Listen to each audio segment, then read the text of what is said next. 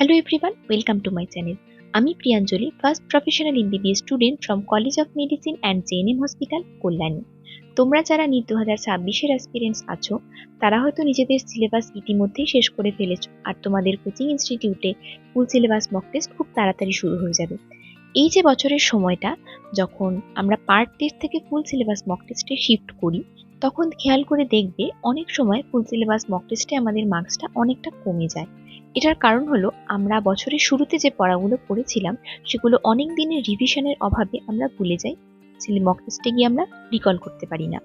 তাই full syllabus mock test শুরু করার আগে যেটা দরকার সেটা হলো পুরো সিলেবাসটাকে খুব সুন্দর করে একবার রিভিশন করে নেওয়া দরকার। একবারই না, নিটের আগে 3 থেকে 4 বার বা তুমি যতবার পারবে পুরো সিলেবাসটাকে তোমরা রিভিশন করে নেওয়া দরকার। কারণ পুরো সিলেবাসটা যতবার রিভিশন হবে, তোমার সমস্ত ইনফরমেশন, সমস্ত কনসেপ্ট তোমার ফিঙ্গার টিপসে চলে আসবে, আর নিটের 3 ঘন্টায় তুমি খুব সুন্দর করে সেটাকে নামাতে পারবে। তো এই ভিডিওতে আমি শেয়ার করব সিলেবাস শেষ হওয়ার পরে, মানে প্রথম যে ফুল সিলেবাস রিভিশনটা তুমি করবে সেটা কিরকম হওয়া দরকার, সেটা স্ট্রাকচারটা কিরকম, তার সাথে তুমি কিভাবে পরীক্ষা দেবে। আই হোপ এই স্ট্রাকচারটা ফলো করে যদি তুমি রিভিশন করো, তাহলে তোমার ফুল সিলেবাস মক টেস্টের মার্কসে তুমি অনেকটা ইমপ্রুভমেন্ট দেখতে পারবে। আমিও এভাবেই রিভিশন করেছিলাম, আর আমার ফুল সিলেবাস মক টেস্টে মার্কস অনেকটা বেড়েছিল। তো চলো আর দেরি না করে ভিডিওটা স্টার্ট করা। প্রথমেই বলি, এই রিভিশন প্ল্যানটা ফলো করার সময় তুমি কি করবে। ফিজিক্স কেমিস্ট্রির ক্ষেত্রে সারা বছর তুমি যে নোটসগুলো বানিয়েছো সেগুলো পড়বে।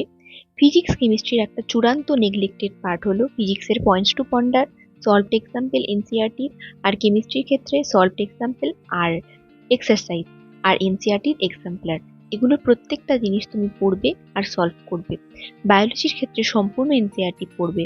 আর যেটা দরকার সেটা হলো ইনঅর্গানিক, অর্গানিক কেমিস্ট্রি আর বায়োলজির এনসিইআরটি হাইলাইট করবে। হাইলাইট মানে গোটা বইটাকে হাইলাইট করবে না, যে জিনিসগুলো তোমার সবচেয়ে বেশি দরকার, যেগুলো তুমি ভুলে যাও সহজে, লাস্ট মোমেন্টে যেটা রিভিশন দরকার সেটাকে হাইলাইট করবে।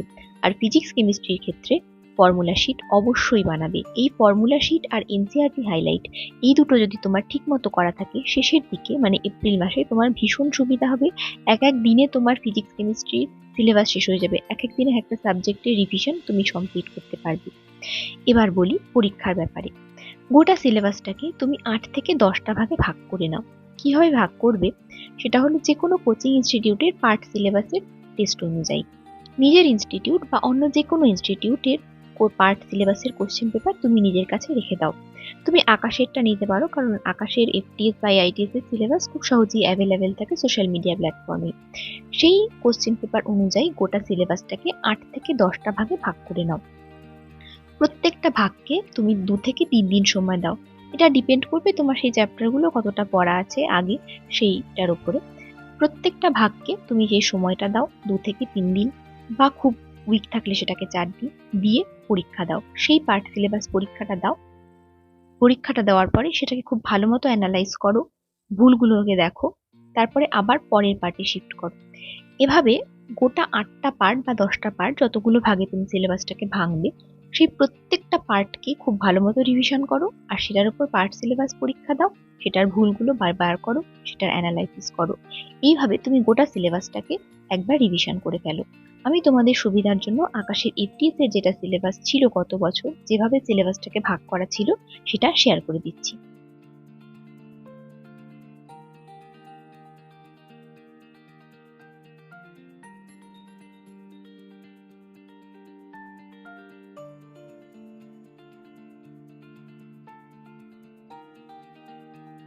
প্রথমেই আসি ফিজিক্সের কথায়। ফিজিক্সটা অনেকের একটু উইক হয়। ঠিক উইক হয় না, ফিজিক্সকে অনেকে ভয় পায়। কারণ এটা হয়তো একটা মিথ, যে নিট অ্যাসপিরেন্টসদের মাথায় এটা ঢুকিয়েই দেওয়া হয় যে ফিজিক্স কঠিন, তুমি ফিজিক্সে দুর্বল। কিন্তু আসলেও সেটা নয়। ফিজিক্স একটা যথেষ্ট সহজ সাবজেক্ট, ফিজিক্স একটা স্কোরিং সাবজেক্ট। তুমি যদি ভালো মতো ফিজিক্সকে লাস্ট টাইম রিভিশন করো, তাহলে তুমি ফিজিক্সে যথেষ্ট ভালো স্কোর করতে পারবে, এবং ফিজিক্স তোমার র্যাঙ্ক ডিসাইডিং ফ্যাক্টর হবে। এবার আসি ফিজিক্সটা তুমি কিভাবে রিভিশন করবে। প্রথমেই তুমি লেকচার দেখে, লেকচারের সময় যে নোটসটা বানিয়েছিলে স্যারের লেখা দেখে দেখে, সেই নোটসটাকে ভালো মতো রিভিশন করবে। রিভিশন করা মানে কিন্তু নোটস রিডিং করে যাওয়া নয়। রিভিশনের সময় অবশ্যই একটা রাফ খাতা পাশে নিয়ে বসবে, আর যেটা তুমি পড়ছো, যে ফর্মুলা তুমি পড়ছো, সেটা বাজে হাতের লেখায় কোনো রকমে সেটা একবার করে লিখবে। লিখলে সেটা আমাদের মাথায় অনেক বেশি ভালো মতন গেঁথে যায়। আর যখন তুমি নোটসটা রিভিশন করছো, নোটসের যে সলভড এক্সাম্পল যেগুলো স্যার সলভ করিয়েছেন ক্লাসে, সেই প্রত্যেকটা প্রশ্ন নিজে হাতে করবে। সবটা নাও করতে পারো, ক্যালকুলেশন পার্টটা তুমি নাও করতে পারো, কিন্তু বেসিক যেগুলো স্টেপ সেগুলো তুমি নিজে হাতে করবে। তাহলে কিন্তু সেই প্রশ্নটা তোমার মাথায় রয়ে যাবে, তুমি যখন মক টেস্টে সেটা পাবে তুমি ভালো মতো প্রশ্নটাকে সলভ করতে পারবে। এরপর যেটা করবে সেটা হলো এমসিকিউ সলভিং। তুমি প্রথমে মডিউলে যে এমসিকিউ গুলো সারা বছর ধরে সলভ করেছো সেগুলোতে যদি তোমার মার্ক করা থাকে যে কোন প্রশ্নটা তুমি পারোনি, তাহলে তো সব থেকে ভালো হয় সেই মার্ক করা প্রশ্নগুলো তুমি সলভ করবে। আর যদি মার্ক করা না থাকে তাহলেও তুমি মডিউল থেকে এমসিকিউ সলভ করবে। তুমি এই ফিজিক্সের চ্যাপ্টারের উপরে আগে যে পরীক্ষা দিয়েছো সেখানে কি ভুল করেছো সেই এমসিকিউ সলভ করবে। আর যেটা বলেছিলাম, ফর্মুলা শিট। ফিজিক্সের ক্ষেত্রে ফর্মুলা শিটটা খুব প্রয়োজন, কারণ তুমি যতই ফলো কনসেপ্ট মনে রাখো না কেন, ফর্মুলা যদি তোমার মনে না থাকে ফিজিক্সের অঙ্ক করতে কিন্তু অনেক সময় লেগে যাবে। কাজেই এখনই ফর্মুলা শিটটা বানিয়ে নাও, যাতে যেটা তোমার এপ্রিল মাসে খুব কাজে লাগবে। F is equal to M A, এই ফর্মুলাটা তুমি ফর্মুলা শিটে লিখবে না, কারণ এটা তুমি অলরেডি জানো। যে ফর্মুলাগুলো তুমি জানো না, যেগুলো তোমার মাথায় ভালো মতো গাঁথেনি এখনো, সেই ফর্মুলাগুলো সুন্দর করে ফর্মুলা শিটে লিখে নাও, যেটা তোমার পরবর্তীতে কাজে লাগবে। আর যেটা করবে ফিজিক্সের ক্ষেত্রে সেটা হলো এনসিইআরটির পয়েন্টস টু পন্ডার পড়বে, সেগুলো থেকে হাইলাইট করবে। কারণ পয়েন্টস টু পন্ডার থেকে কিন্তু ডিরেক্ট থিওরি বেসড প্রশ্ন পরীক্ষায় আসে। ওই একই ভাষায় একই ল্যাঙ্গুয়েজে অ্যাসারশন রিজনের কোশ্চেন পরীক্ষায় চলে আসে। তাই ফিজিক্সের পয়েন্টস টু পন্ডার পড়বে। আর এনসিইআরটির ও সলভড এক্সাম্পল, এনসিইআরটির এক্সাম্পলার তুমি সলভ করবে, কারণ সেই প্রশ্নগুলো কিন্তু ডিরেক্ট পরীক্ষায় চলে। এবার আসি কেমিস্ট্রির কথায়। কেমিস্ট্রির ক্ষেত্রে ফিজিক্যাল কেমিস্ট্রিটা তুমি সেইভাবে ডিভিশন করবে যেভাবে তুমি ফিজিক্স ডিভিশন করবে। মানে প্রথমে স্যারের নোটস, তারপরে সলভড এক্সাম্পল, তারপরে এমসিকিউ সলভ করা, আর সবশেষে একটা ফর্মুলা শিট বানানো, যেটা তোমার পরবর্তীতে রিভিশনের ক্ষেত্রে খুব কাজে লাগবে। ইনঅর্গানিক কেমিস্ট্রির ক্ষেত্রে যেগুলো কনসেপচুয়াল চ্যাপ্টার আছে, মেইনলি পিরিয়ডিক টেবিল আর কেমিক্যাল বন্ডিং, এই দুটোর ক্ষেত্রে তোমার ফার্স্ট প্রায়োরিটি হবে স্যারের নোটস। তুমি প্রথমে নোটস রিভিশন করবে, তারপরে এনসিইআরটি যদি তুমি পড়তে পারো তাহলে তো খুবই ভালো, এনসিইআরটি পড়বে, তারপরে মডিউল সলভ করবে। আগে যদি মার্ক করা থাকে তাহলে মার্ক করা কোশ্চেন, আর না হলে গোটা মডিউল বা যেগুলো তোমার কঠিন মনে হবে সেই প্রত্যেকটা প্রশ্ন সলভ করবে। আর ব্লক কেমিস্ট্রির ক্ষেত্রে, মানে বাকি যে ইনঅর্গানিক কেমিস্ট্রি চ্যাপ্টারগুলো রয়েছে সেগুলোর ক্ষেত্রে এনসিইআরটিটা খুব ভালো করে পড়বে, লাইন বাই লাইন পড়বে। এনসিইআরটির যে কোনো লাইন থেকে কিন্তু নিটে প্রশ্ন আসতে পারে, তাই এনসিইআরটি খুব ভালো করে পড়বে। আর ইনঅর্গানিক কেমিস্ট্রির সব ক্ষেত্রেই এনসিইআরটির মাঝে যে সলভ এক্সাম্পলগুলো দেওয়া সেগুলো প্রত্যেকটা পড়বে। এনসিইআরটির এক্সাম্পলার অবশ্যই সলভ করবে। আর ইনঅর্গানিক কেমিস্ট্রিতেও যেই তথ্যগুলো তুমি ভুলে যাও, চ্যাপ্টারের থেকে যে ইনফরমেশনগুলো তোমার মনে থাকে না, সেগুলোকে একটা পাতায় লিখবে। এটা হলো ওই ফিজিক্স আর ফিজিক্যাল কেমিস্ট্রির যে ফর্মুলা শিট ছিল সেই কাজটা করবে এখানে। এই ইনফরমেশনগুলো, এগুলো যদি তোমার একটা পাতায় লেখা থাকে, এগুলো যদি তোমার সামারাইজ করা থাকে, তাহলে শেষ মোমেন্টে রিভিশনের ক্ষেত্রে তোমার খুব সুবিধা হবে। এবার আসি অর্গানিকের কথায়। অর্গানিক কেমিস্ট্রিতেও যে জিওসি পার্টটা আছে সেগুলো যথেষ্ট কনসেপচুয়াল, সেগুলোর ক্ষেত্রে তুমি নোটস পড়বে, নোটস পড়তেই হবে এনসিইআরটির সাথে।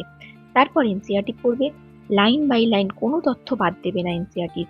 যেই তথ্যটা তোমার খুব আনইম্পর্টেন্ট মনে হচ্ছে, যেটা হয়তো নোটসেও নেই, সেটা থেকেও একটা কোশ্চেন চলে আসতেই পারে নিটে, তাই প্রত্যেকটা লাইন পড়বে। আর মাঝখানে যত রিয়াকশন দেওয়া আছে সেই প্রত্যেকটাকে পারলে একটা খাতায় লিখে নেবে। এটাও ওই লাস্ট মোমেন্টে রিভিশনের সময় খুব কাজে লাগে। আর বাকি অর্গানিক কেমিস্ট্রির পার্টেও এই একইভাবে এনসিইআরটি পড়বে, মাঝের যত রিয়াকশন আছে সেই রিয়াকশনগুলোকে খাতায় লিখে নেবে। বিশেষত নেম রিয়াকশন, এগুলো যদি তোমার এক জায়গায় লেখা থাকে তাহলে লাস্ট মোমেন্টে রিভিশনে তোমার খুব সুবিধা হবে। আর মডিউল যেরকম সলভ করো তুমি সেরকম ভাবে সলভ করবে। কঠিন কোশ্চেন থাকলে সেগুলোকে আগে সলভ করবে। তবে এনসিইআরটির বাইরে খুব একটা না যাওয়াই ভালো।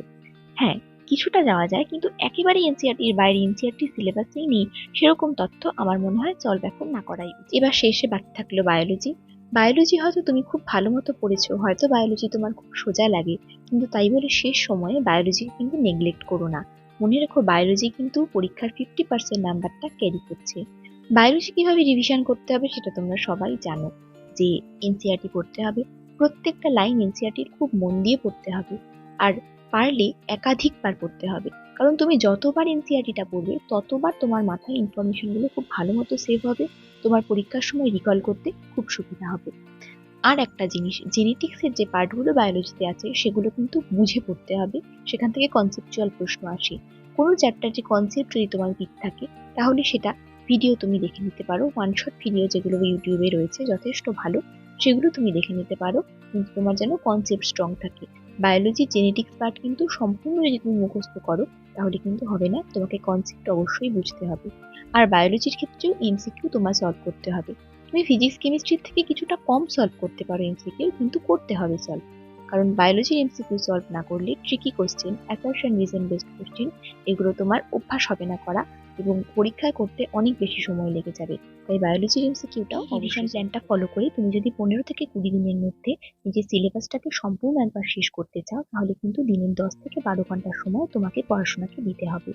আর প্রত্যেকটা পার্ট, মানে 8 থেকে 10টা পার্টের মধ্যে প্রত্যেকটা পার্ট শেষ করার পরে কিন্তু পার্ট সিলেবাস টেস্ট দেবে 2 থেকে 5টা পর্যন্ত ওএমআর শিটে। আর পরীক্ষার পরে অবশ্যই সেটাকে খুব ভালো মতো অ্যানালাইসিস করবে যে কোন ইনফরমেশনটা তুমি ভুলে যাচ্ছ, কোন কনসেপ্টটা তোমার ক্লিয়ার হয়নি, এবং সেগুলো একটা জায়গায় লিখে রাখবে। তুমি যে টেস্ট পেপারে পরীক্ষা দিচ্ছ সেটাতেও লিখতে পারো, আবার আলাদা খাতাতেও লিখতে পারো, কিন্তু এই অ্যানালাইসিসটা কিন্তু খুব দরকার। এটা তোমার নেক্সট রিভিশনগুলোতে খুব সাহায্য করবে তোমাকে। শরীরের দিকে খুব ভালো মতো খেয়াল রাখো, যাতে শরীর কোনোভাবে খারাপ না হয়। উল্টোপাল্টা জাঙ্ক ফুড খাবে না, বেশি করে জল খাবে। ঘুমের ঘাটতি যেন কোনোভাবেই না হয়। ঘুম কমিয়ে পড়াশোনার কোনো দরকার নেই, ঘুমটা সবার আগে দরকার। ঘুম না ঠিক না হলে কিন্তু তোমার কনসেন্ট্রেশন স্প্যান কমে যাবে, তোমার মেন্টাল স্টেবিলিটি নষ্ট হবে। পারলে কিছু ফিজিক্যাল অ্যাক্টিভিটি নিজের রুটিনে ইনক্লুড করো, সেটা তোমার শরীরকে মনকে ভালো রাখবে। সমস্ত ডিস্ট্রাকশন থেকে নিজেকে দূরে সরিয়ে দাও। সোশ্যাল মিডিয়া অ্যাকাউন্ট যদি থেকে থাকে ডিলিট করে দাও, কোনো দরকার নেই তোমার মোবাইলের, কোনো দরকার নেই সোশ্যাল মিডিয়া অ্যাকাউন্টের। যে সবটা তোমার শক্তি আছে সেই সবটা পড়াশোনাতে ডিভোট করো। তুমি সেই ড্রিম র্যাঙ্কটা পাবে, তুমি সেই ড্রিম মার্কসটা পাবে যেটা তুমি চাইছো। আর তোমার নেক্সট রিভিশনের প্ল্যান কীরকম হতে পারে, তুমি পেপার অ্যাটেম্প্ট কিভাবে করতে পারো, পেপার অ্যানালাইসিস কিভাবে করবে, সেই সমস্ত ভিডিওগুলো হয়তো আমি তোমাদের সাথে শেয়ার করবো যেভাবে আমি করেছিলাম। আর খুব ভালো মতো পড়তে থাকো, এই রিভিশন প্ল্যানটা ফলো করে সম্পূর্ণ রিভিশন কমপ্লিট করে নাও। দেখা হচ্ছে পরের ভিডিওতে, ততক্ষণ অবধি খুব মন দিয়ে পড়াশোনা করতে থাকো।